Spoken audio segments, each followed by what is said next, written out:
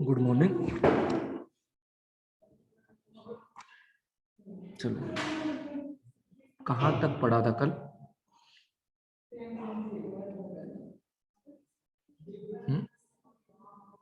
कहाँ तक पढ़ा था?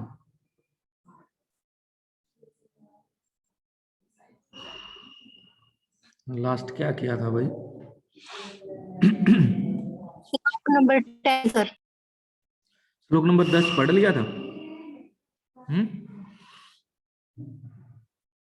चलो, इसकी ट्रिक बताई थी सर आपने। यस ठीक है, हाँ बस वही पढ़ लिया था, याद हो गया था ना 10 पढ़ना।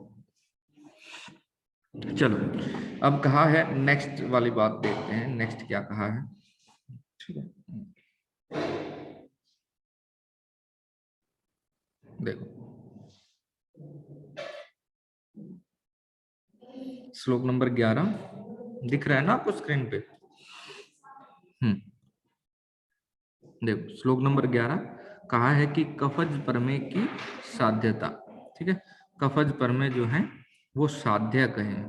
ठीक है, कफज परमे जो है वो साध्य कहें। तो कफज परमे जो है वो साध्य होते हैं। ठीक है, कफज परमे साध्यता, कफज परमे की साध्यता।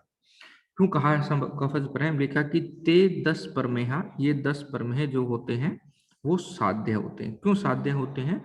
समान गुण मेद स्थानत्वात्, क्योंकि समान गुण वाले मेद के आश्रय होने से, कफ प्रधान्यात, कफ की प्रधानता से, समक्रियात्वात्।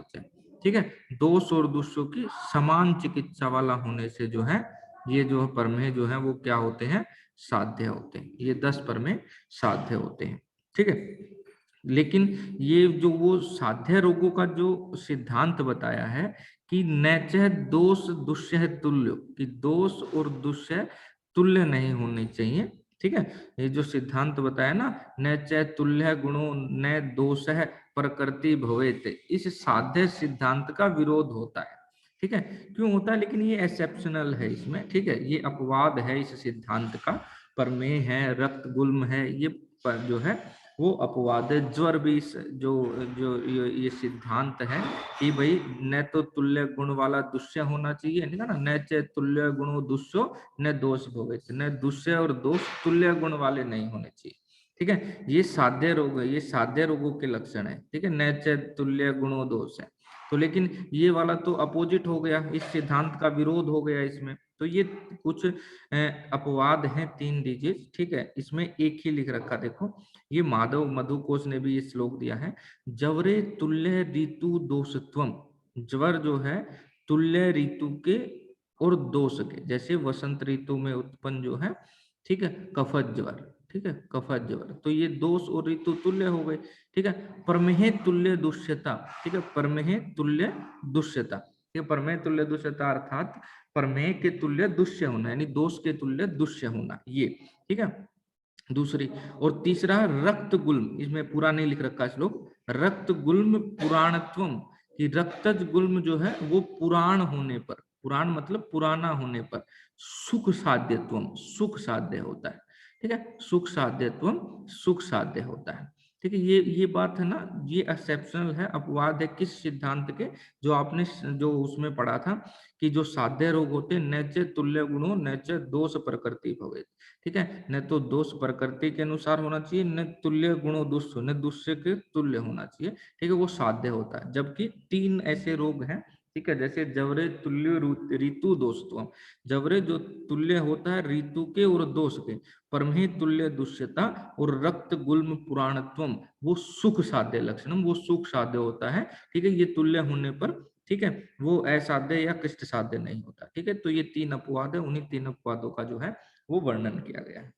ठीक है, उसके बाद देखो कफज परमेय भेद का वर्णन किया गया है कि कफज परमेय कितने कितने होते हैं। तो ये उदक में सबसे पहले आया है।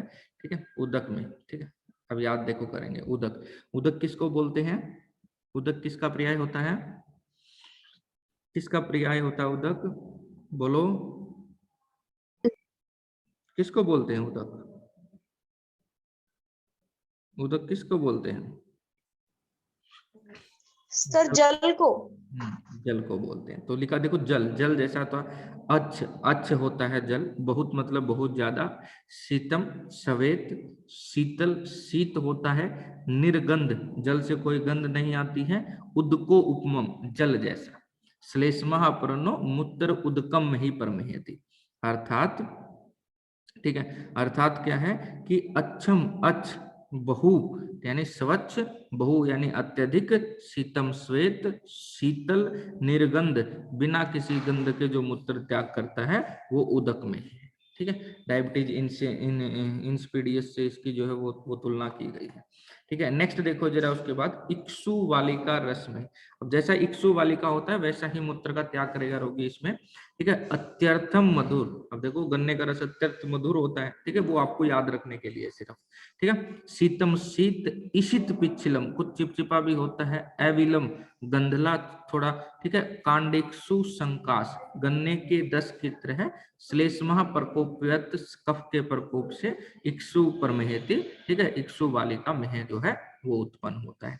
सांद्र में, सांद्र में यस्य प्रयुषितम मूत्रम सांद्री भवति भाजने, ठीक है, कफ के प्रकोप के कारण भांजने बर्तन में रखा हुआ मूत्र, मूत्र सांद्री भवति कंसंट्रेटेड हो जाता है, गाढ़ा हो जाता है। ठीक है, पुरुष कफ को कफ के कोपन के कारण तमाहु उसे सांद्र में ही नाम, सांद्र में ही कहते हैं। ठीक है, सांद्र प्रसाद में ही, ठीक है, जिसका मूत्र जो है वो पात्र के रखने के बाद, ठीक है ना, यत्र सहन्ते मूत्रम किंचित किंचित प्रसाद्यते, कुछ कुछ गाढ़ा और कुछ कुछ स्वच्छ, प्रसाद मतलब स्वच्छ निर्मल रहता है, सांद्र प्रसाद में ही तमाहु श्लेषम को कहते हैं, इसी को सांद्र प्रसाद में ही कहते हैं। नेक्स्ट देखो शुक्ल में ही, शुक्ल में शुक्ल मतलब होता है श्वेत, तो लिखा कि शुक्ल पिष्ट निभम, ठीक है, पिष्ट मतलब चावल का आटा, यानी जो पीठी की तरह शुक्ल श्वेत रहता है, मूत्रम मूत्रम अभिक्षणम जो बार बार त्याग करता है, यह परमेहति वो परमे का, पुरुषम कफ कोपनम तमाहु शुक्ल महीनम, इसी को जो है शुक्ल में ही कहते हैं। पुरुष कफ कोपनम यानी कफ के कोप के कारण ये होता है।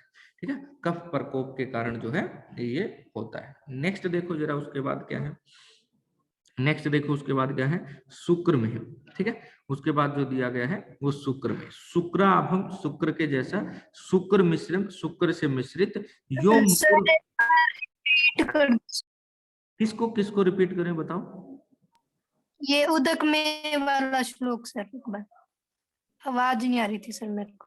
ओके ओके ओके, उदक में देखो, उदक मतलब होता है जल, उसके लक्षण बिल्कुल जल जैसे हैं उदक में के, यानी जो जो मनुष्य है, ठीक है, अच्छ स्वच्छ बहु अत्यधिक शीतम श्वेत, शीतम शीत, निर्गंधम बिना गंध के, ठीक है, उदको उपमम जल जैसा, मूत्रम मूत्र त्याग करता है, उसको क्या बोलते हैं, उदक में ही परमेति, उदक में बोलते हैं। ठीक है, उसके बाद देखो हम शुक्र में आ गए थे, शुक्र में पढ़ लिया था शीत में, शीत में लिखा है शीत में क्या होता है, अत्यर्थम मधुर शीतम, ये बात किस में भी आई थी, ये बात इक्सु में भी आई थी। ठीक है, ये जो था इक्सु में भी था।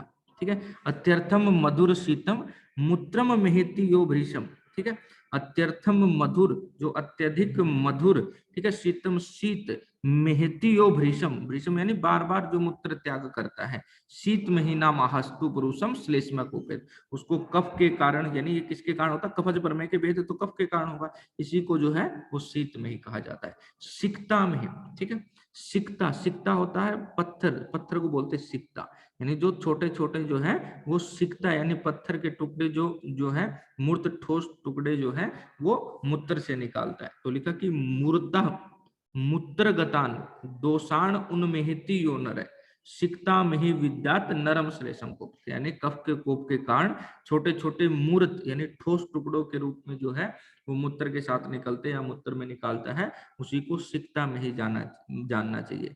स्नेह में ही, स्नेह होता है धीरे धीरे, तो लिखा कि मंद मंद वेगम तू, ठीक है, देखो लिखा ना मंद मंद वेगम तू, मंद मंद वेगम यानी जो मंद मंद वेग से, ठीक है, तू कृच्छतम कृच्छता से कठिनाई से, ठीक है, यो मूत्र इच्छन मूत्र का त्याग करता है, स्नेहम आस्तु उसी को क्या बोलते हैं, स्नेह में ही बोला जाता है, स्नेह मतलब धीरे धीरे।